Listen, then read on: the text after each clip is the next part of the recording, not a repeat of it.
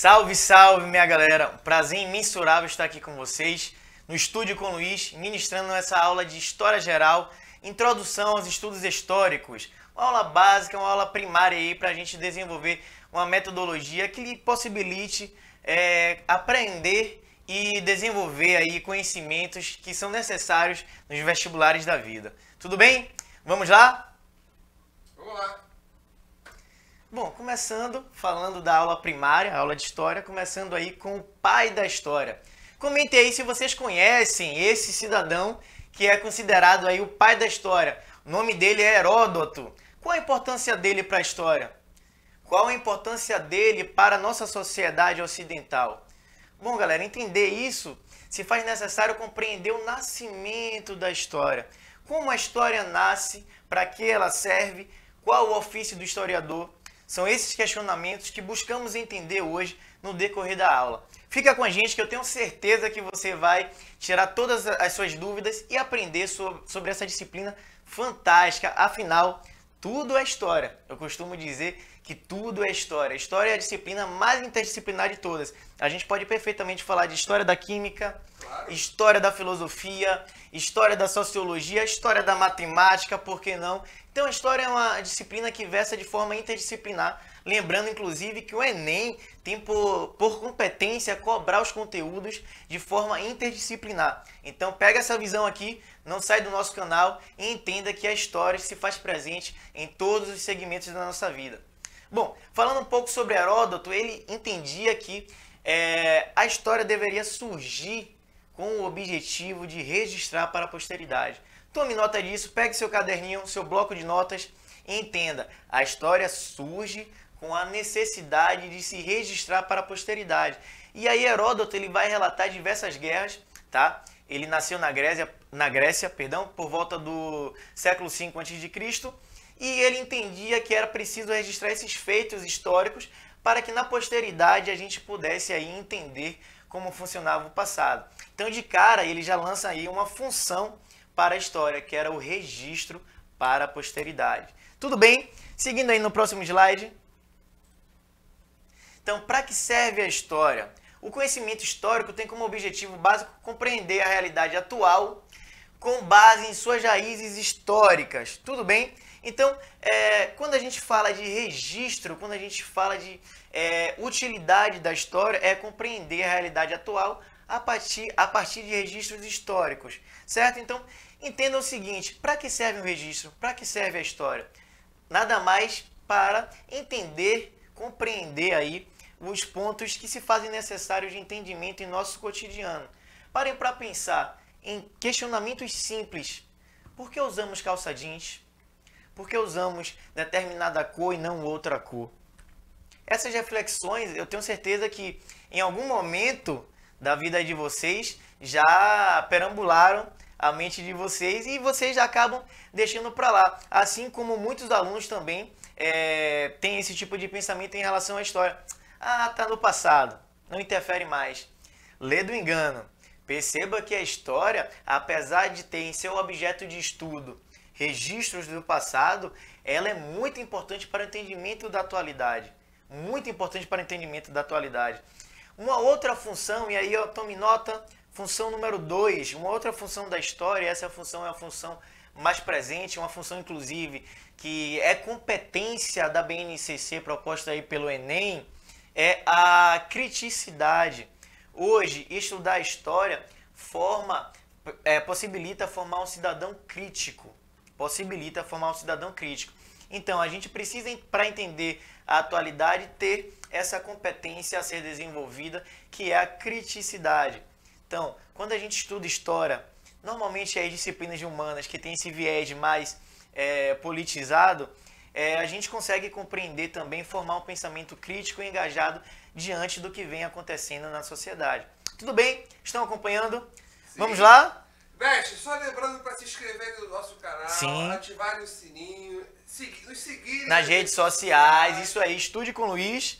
Vai aparecer no final aí no... Isso, as redes sociais. E lembrando, ó, o material da sua aula tá na descrição do vídeo, tá bom? Perfeito, perfeito. Acompanhem, não saiam do canal, tá? Que hoje a gente vai ter aí uma aula de extremo conhecimento. Beleza? Beleza. Seguindo o próximo slide. Então, olha só, conhecimento básico. Lembrem que a gente estava falando aí de uma aula primária. Eu vou passar para vocês aqui um conhecimento que é básico, é o beabá dos conceitos históricos. Então, a gente tem que falar da linha do tempo. Percebam, o historiador ele não se afasta do tempo. Os estudos históricos não se dissociam do conceito de tempo. E a linha do tempo, essa linha aí progressista, porque está abordando a transição dos tempos de maneira linear. A gente sabe que a concepção de história varia de autor para autor. Essa linha aí é uma linha progressista, é a linha mais tradicional dos estudos históricos. Ela aborda aí a transição dos tempos desde o período da pré-história. Lembrando, dando aí uma dica para vocês, pré-história é um nome mais comumente utilizado, porém, hoje em dia já se tem uma nova versão, uma vez que esse termo ele não seria o mais adequado, porque dá a ideia de que não havia história, quando a gente sabe que havia sim produção historiográfica nesse período, principalmente através das pinturas rupestres, e pré-história porque, pelo fato de ainda não existir a escrita, muitos historiadores no passado passaram a denominar esse período aí de pré-história, mas a gente sabe que existia história sim, afinal existiam registros visuais, como por exemplo as pinturas rupestres. Então a gente entende que esse termo não é o termo mais adequado. Tudo bem? Em seguida a gente tem aí a Idade Antiga, que surge justamente quando a gente tem os primeiros registros escritos. Aí a gente tem um dos primeiros registros escritos na região da Mesopotâmia. Outra dica do canal, para quem não sabe, Mesopotâmia significa terra entre rios. A seguir a gente tem a Idade Média, denominada de média justamente por se situar no meio entre a Idade Antiga e a Idade a posteriori, que é a Idade Moderna.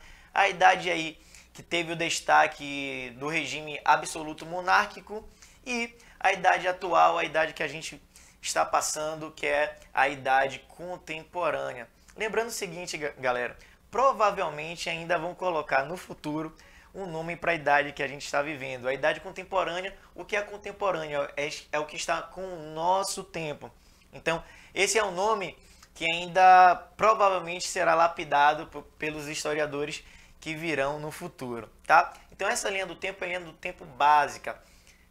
Basicamente, durante aqui os estudos históricos, em todas as aulas a gente vai estudar etapa por etapa dessa linha do tempo, desde a pré-história até a idade contemporânea, até a política atual brasileira. Então a gente vai fazer esse recorte histórico, que é um recorte macro, tá? É uma variação de tempo aí bem extensa, e a gente vai compreender no decorrer das aulas, tá? Essa é só uma aula básica, no decorrer das aulas, os principais pontos de cada segmento dessa linha do tempo. Tudo bem? Então essa é uma introdução básica, esse é um entendimento básico que você que está estudando História para o Enem deve ter o conceito progressista de uma linha do tempo. Certo? Pedrão, próximo slide, por favor. Vamos lá. Vamos que vamos. Camarão que dorme, onda leva. Vamos lá, hein? Tipos de tempo. Então, eu falei para vocês que o historiador, ele não conseguia nunca se separar do tempo. É um casamento indissociável, tá? Não tem divórcio entre o historiador e o tempo. Então, para a gente entender qual tempo que o historiador se debruça, a gente precisa compreender os tipos de tempo. Tudo bem? Então, falando para vocês, basicamente temos 3 tipos de tempo. O tempo cronológico, que é o tempo aí utilizado nos calendários. É esse tempo onde os dias vão passando e a gente tem as datas do próprio calendário. Por falar nisso, nosso calendário é o calendário cristão gregoriano, onde o ano domini é o nascimento de Cristo. Temos outros tipos de calendário, como por exemplo o calendário árabe, que é marcado pela Hégira, a fuga de Maomé. Então, esse é o tempo, tome nota aí, é o tempo cronológico. O tempo que a história vai se debruçar, olha só, bem redundante, o tempo que a história vai se debruçar é o tempo histórico. É o tempo dos fatos importantes, dos grandes feitos, das grandes revoluções. Nem sempre, ou melhor, quase nunca esse tempo histórico coincide com o tempo cronológico, tá? Para o tempo cronológico, ou melhor, para algum fato que ocorre na cronologia padrão virar um fato histórico, ele tem que ter sido muito importante. Como, por exemplo... Pedrão, volta para mim só no slide anterior para a gente ter uma ideia.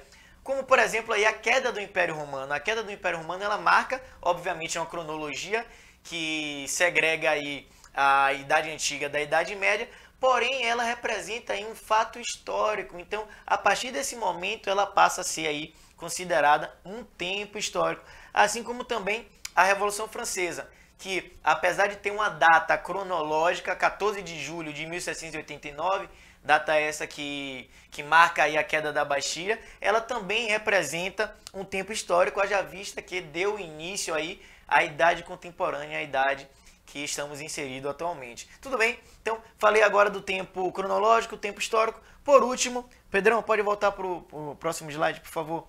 Por último, a gente tem aí o tempo da natureza. Atenção, já dando um spoiler, eu vou abordar com vocês aí uma questão que vai falar sobre o tempo da natureza.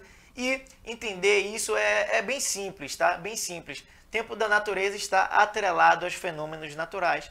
Como a gente fala bem simples, corriqueiramente, nossa, hoje o tempo esfriou, né? Então, o tempo esfriou significa que a gente está fazendo alusão a este tipo de tempo, o tempo da natureza, o tempo que decorre aí em ocorrência, que decorre em consequência dos fenômenos naturais. Tá certo? Então, diferencia esses três tempos: tempo cronológico, tempo histórico e tempo da natureza. Obviamente, o tempo que a disciplina História vai focar, vai se debruçar é o tempo histórico.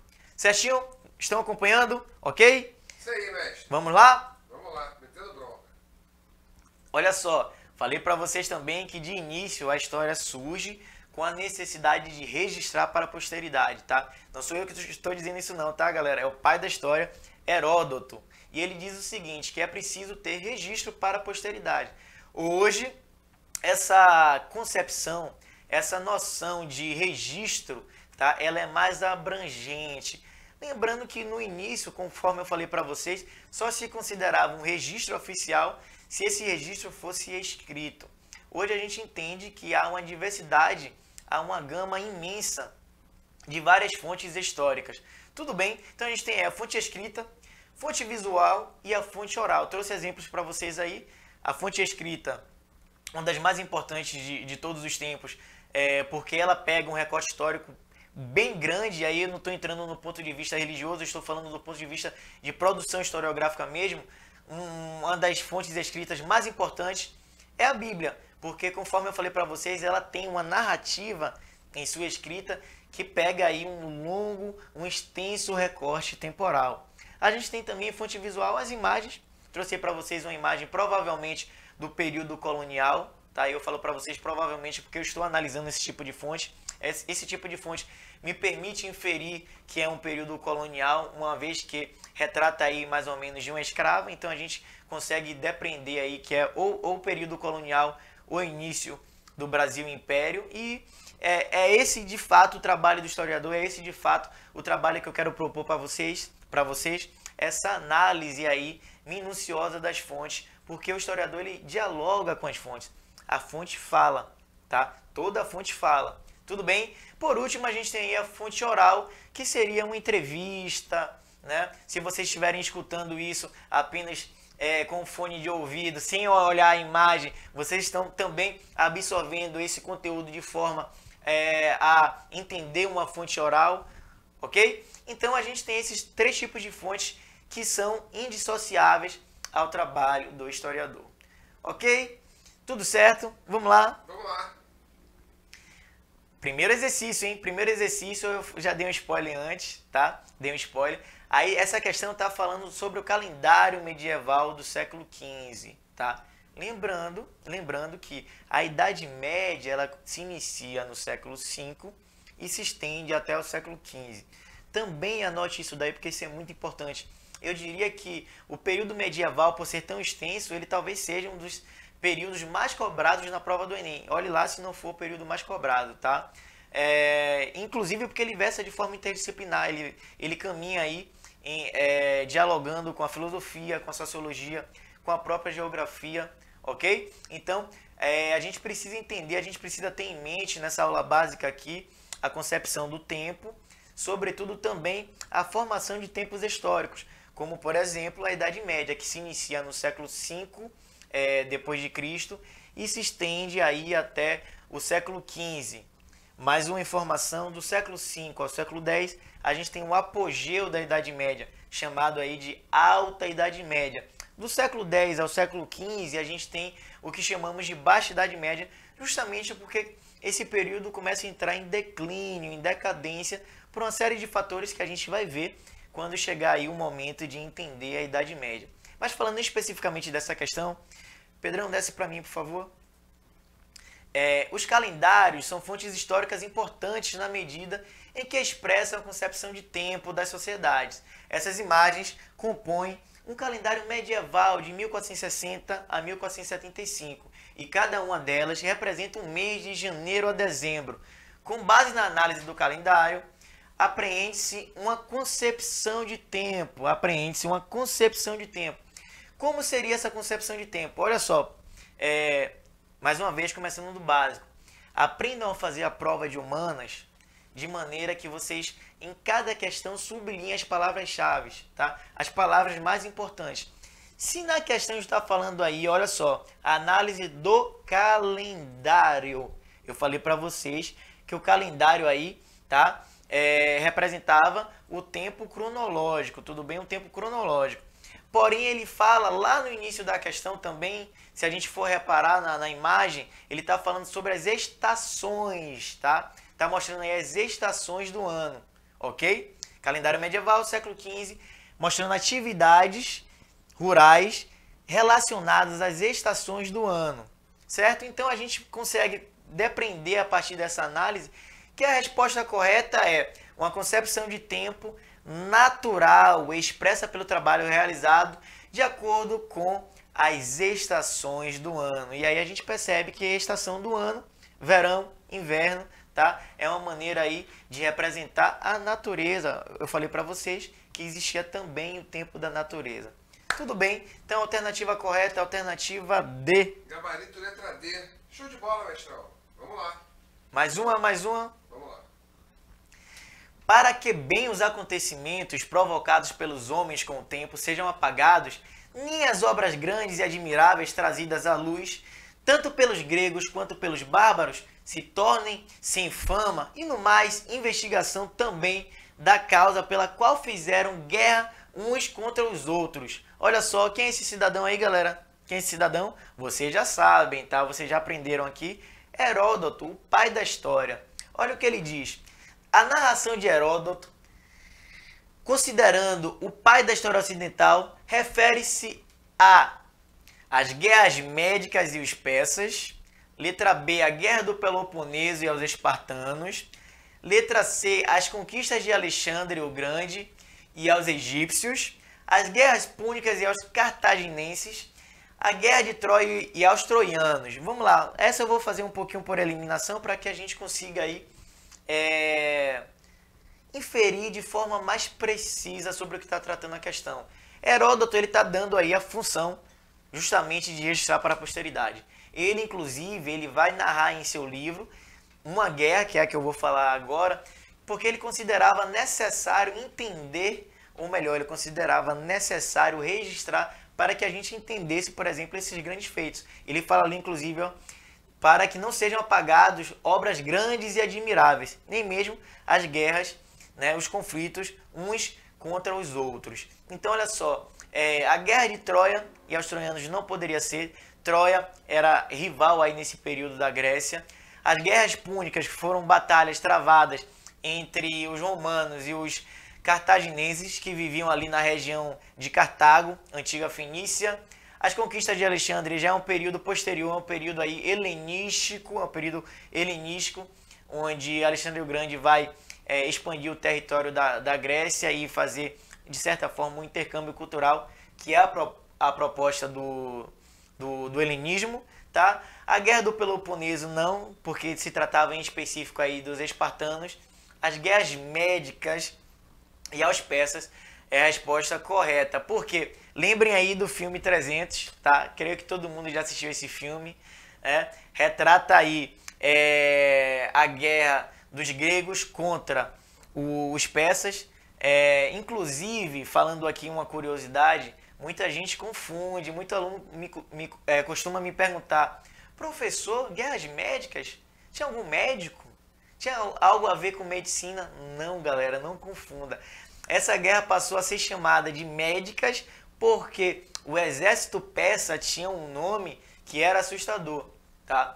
O exército persa se chamava de Medos, porque eles possuíam um tamanho assim exorbitante, um tamanho acima da média. Não sei se vocês repararam isso no filme, mas era um exército extremamente forte do ponto de vista físico mesmo. Não estou só falando de tamanho de exército, mas eu estou falando sobretudo da força física, uma força inclusive que por vezes parecia desproporcional aos espartanos, e por isso inclusive que tem toda a mítica, né, toda a narrativa heróica por conta desses espartanos que teriam conseguido aí ao longo desses conflitos, sobretudo na batalha de Termópilas, vencer esse exército que se fazia amedrontador. Por isso o nome Medos e por isso também o nome Guerras Médicas. Foi uma batalha assim de extrema importância, porque a partir desse conflito, a Grécia conseguiu de fato empreender um movimento de independência em relação ao domínio do povo persa, e isso foi preponderante para que todas as outras cidades-estado conseguissem também se motivar e entrar na batalha. Tudo certo? Então a alternativa correta, a alternativa A de amor, ó. A de amor, alternativa letra A. Show de bola, Brunão. Vamos lá? Vamos lá. Propaganda do amor, hein? Coisas boas. Exercício número 3. O cristianismo trouxe uma concepção de dever histórico linear. Olha o que eu falei para vocês lá atrás, falei para vocês, tá? Lá no início da aula, que o nosso calendário era cristão e era um calendário, nossa linha do tempo era uma linha do tempo baseada no Anno Domini, no calendário gregoriano, calendário cristão, e ela se desenvolvia de forma linear. A gente entende hoje em dia que essa concepção de história ela varia. Por exemplo, a concepção marxista vai entender que a história se faz a partir de uma dialética, da luta de classes, né? Outros historiadores vão dizer que a história é cíclica. Essa versão aí é a versão linear progressista, uma versão inclusive que foi potencializada pelo pai do positivismo, Auguste Comte, no século XIX. Mais uma dica do canal, A bandeira do Brasil que tem lá escrito ó, ordem e progresso, vem exatamente aí dessa vertente, vem exatamente desse entendimento, dessa concepção positivista da história.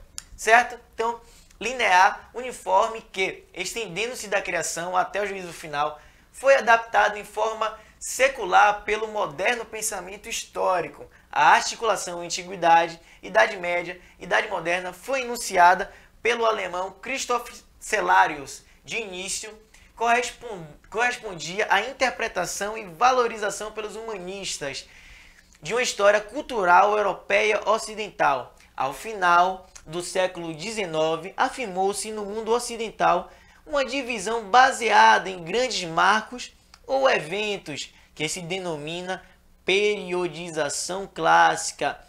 Pega o lápis, por favor, vamos lá, vamos anotar pontos importantes. Olha só, ocidental, periodização clássica, tá? E século XIX, lembra que eu falei para vocês, galera? Lembra que eu falei para vocês? Século XIX é uma concepção progressista de Auguste Comte, tá? Uma visão positivista. Então a gente tem aí uma referência cronológica, começando ali nessa linha do tempo, a era cristã. Vamos ao enunciado, por favor? Olha só, considere o texto, a linha do tempo e seus conhecimentos de história para avaliar as afirmativas. A linha do tempo, o texto e os seus conhecimentos em história. Alternativa A, assertiva A. A Idade Antiga, por ter maior duração, disponibiliza ao historiador maior número de fontes históricas escritas do que a Idade Moderna, que compreende pouco mais de 3 séculos. Olha só, Pedrão, você quer ir lendo depois? Porque acho que Diga, facilita, ajuda. né? Facilita pro pessoal aí. Olha só, essa não pode ser verdadeira porque, obviamente, a Idade Antiga não fornecia o maior número de fontes históricas. Lembrem do período de transição da pré-história para a Idade Antiga, onde, inclusive, eles nem consideravam pinturas rupestres como fontes históricas. Então, essa é de cara falsa. Próxima alternativa, Pedrão, por Vamos lá. favor. Enquanto o ano 1 marca na periodização clássica o tempo decorrido depois de Cristo descer, a civilização islâmica tem o início de seu calendário no ano 622, quando ocorreu a Hégira, a retirada do profeta Maomé de Meca para Medina. Perfeito, essa alternativa é o que a gente chama assim de gabarito clássico, tá? A gente chama essa alternativa em história de gabarito clássico. Ela tá bem formulada e tá falando exatamente o que a gente aprendeu agora, eu comentei para vocês, inclusive também no decorrer da aula, que o nosso calendário era cristão, marcado pelo ano Domini, um ano que determina aí o nascimento de Cristo e consecutivamente o decorrer linear da nossa história. E também falei para vocês que, por exemplo, a gente tinha outros tipos de calendários, como, por exemplo, o calendário muçulmano islâmico, que tem como ano Domini a Hégira, a fuga de Maomé, tá, para Iatrebe, que passou posteriormente a ser chamada aí de Medina, cidade do profeta. Ele foge de Meca porque ele estava sendo perseguido e vai para Iatrebe, que posteriormente passou a ser chamada aí de Medina. Então isso marca o calendário muçulmano. Vamos lá.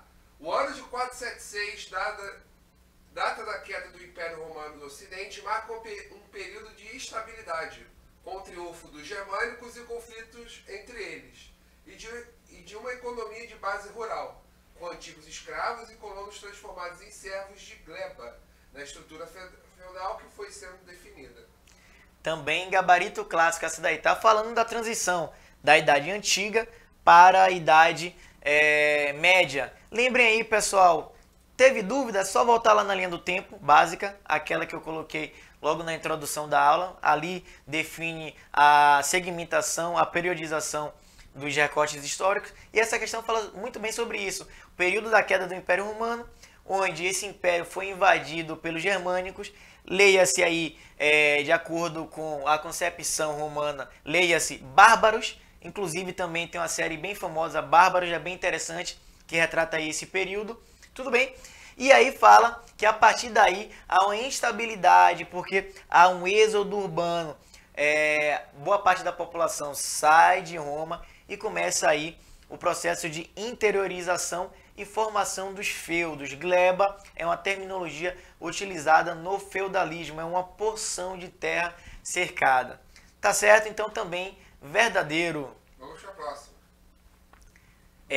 A tomada de Constantinopla pelos turcos otomanos ocorreu em 1453, no século XV. Então também está falando aí, galera, olha só que questão interessante. Essa questão, ela está, de certa forma, historicamente periodizando toda a linha do tempo. Então ela começa lá com a Idade Antiga, agora está indo para a Idade Média, e agora a gente está tendo aí o fim da Idade Média e o início da Idade Moderna, com esse marco temporal que também está explicitado na linha do tempo, a queda de Constantinopla. E a gente tem na Idade Moderna, falando um pouco aí, fazendo um apanhado dessa alternativa, a gente tem na Idade Moderna como destaque as grandes navegações e a formação dos estados modernos, a expansão marítima, tá? E também o regime de governo que vai entrar em vigor, que vai se potencializar nesse período de Idade Moderna, é o regime absolutista monárquico. Então também essa questão está falando da transição do fim da Idade Média com a queda de Constantinopla e o início aí mais ou menos do século XVI da Idade Moderna com a formação dos estados modernos. Perfeito, vamos que vamos. Última alternativa. Eu leio para tu. No ano de 1789 teve início a Revolução Francesa. A data marca o início da Idade Contemporânea com a redação da Declaração dos Direitos do Homem e do Cidadão, que consagrava o igualitarismo no plano econômico e a defesa da República como forma de governo. Essa é a famosa pegadinha. Mas você não vai cair porque você é aluno do Estude com Luiz. Então você não vai cair nessa pegadinha, porque você vai ser bem preparado aqui com todas as disciplinas no decorrer do ano. Então atenção, para não cair, tem lá no final da alternativa república como forma de governo, república. Lembrem que após a Revolução Francesa, tivemos aí um golpe de Estado, um golpe de 18 Brumário, implementado por Napoleão Bonaparte. Em seguida, tivemos a forma de governo consulado e, a posteriori, um golpe dentro do golpe, tivemos o Império Napoleônico. Então, república não era, tá, a forma de governo adotada aí após a Revolução Francesa de 1789.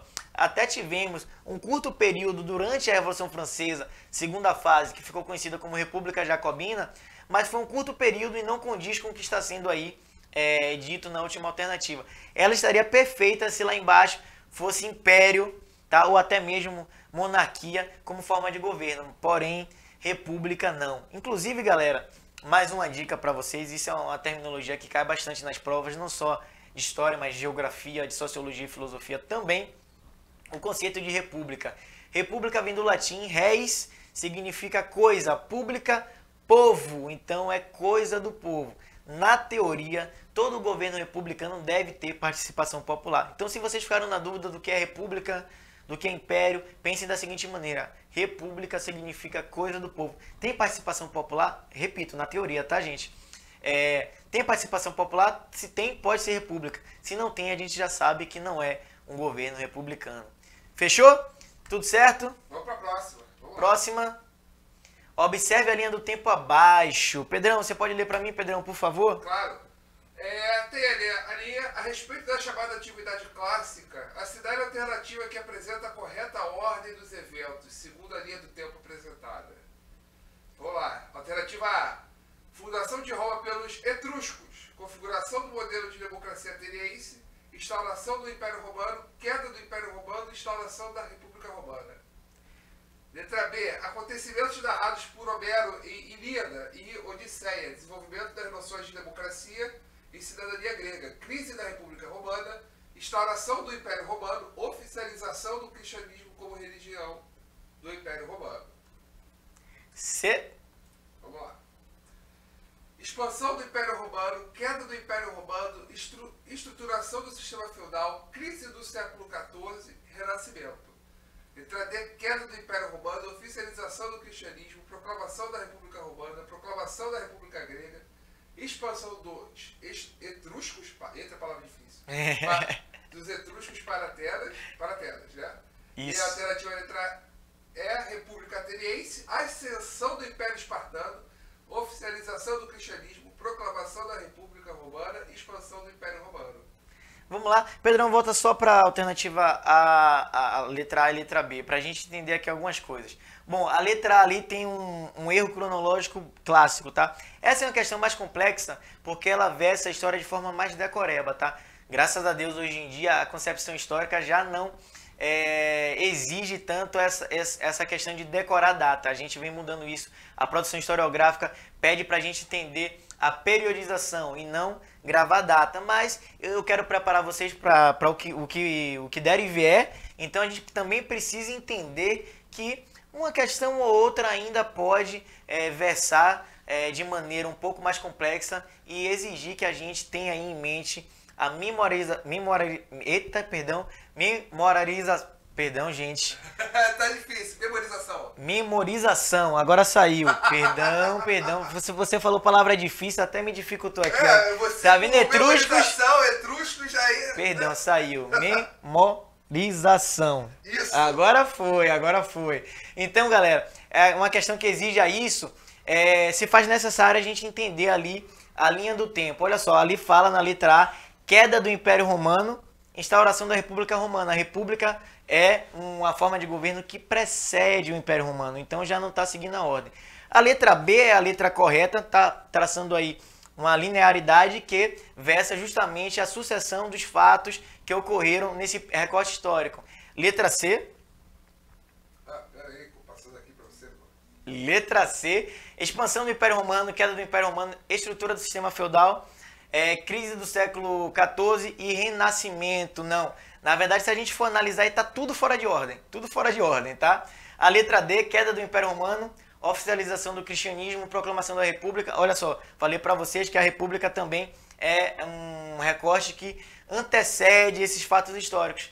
E a letra E, República Ateniense. Galera, a República Ateniense, a gente teve uma democracia ateniense, mas não é a terminologia mais correta falar sobre República Ateniense. Logo, a alternativa correta é a letra mais bonita do alfabeto, letra B de Bruno. Exatamente. Isso aí, Bruno. Vamos para a última questão. A última. Vamos lá. Que é a linha do tempo, né, mestrão? Aí vamos lá. Considerando a linha do tempo acima e o processo de abolição da escravatura do Brasil, assinale a opção correta. Eita. Vamos lá. Letra A. O processo abolicionista foi rápido, porque recebeu a adesão de todas as correntes políticas do país. B. O primeiro passo para a abolição da escravatura foi a proibição do uso dos serviços das crianças nascidas em cativeiro. Letra C. Antes que a compra de escravos no exterior fosse proibida, decidiu-se pela libertação dos cativos mais velhos. Será? E será? D. Assinada pela Princesa Isabel, a Lei Áurea concluiu o processo abolicionista, tornando ilegal a escravidão no Brasil. E letra E. Ao abolir o tráfico negreiro, a Lei Eusébio de Queiroz bloqueou a formulação de novas leis anti-escravidão no Brasil. E aí, Brunão? Volta lá, por favor, para a letra A.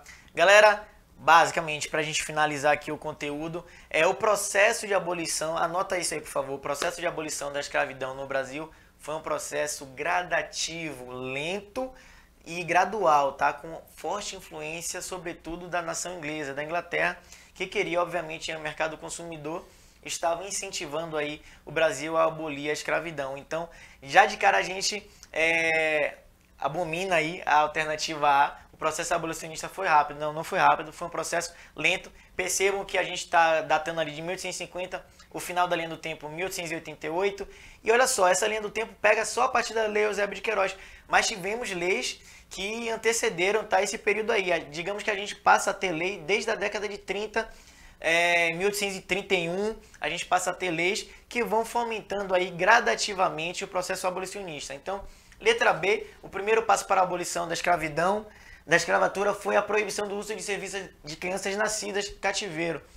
Não, galera, não foi esse primeiro passo ali de acordo com a linha do tempo. Esse passo aí é a linha do Lei do Ventre Livre, está em 1871. O primeiro passo, de acordo com a linha do tempo, foi o fim do tráfico negreiro, tá certo? Então, alternativa C, antes que a compra de escravos no exterior fosse proibida, decidiu-se pela libertação dos cativos mais velhos. Não, a lei do sexagenário é a posteriori, tá? A lei do sexagenário que permitia aí o escravo que conseguisse chegar a essa idade aí de 60 anos depois desse período, tá bom? Letra D, assinada pela Princesa Isabel, a Lei Áurea concluiu o processo abolicionista, ela arremata, tá? Ela finaliza esse processo de abolição, tornando ilegal a escravidão no Brasil. Então a letra correta é a letra D de dado. Tudo bem? Show de bola, mestrão. 100%. Finalizamos? Finalizamos, mestre. Meus queridos, mais uma vez um prazer estar aqui com vocês, tá? Mais uma vez aí, relembrando, isso aí, é o homem da propaganda, vamos que vamos, isso aí.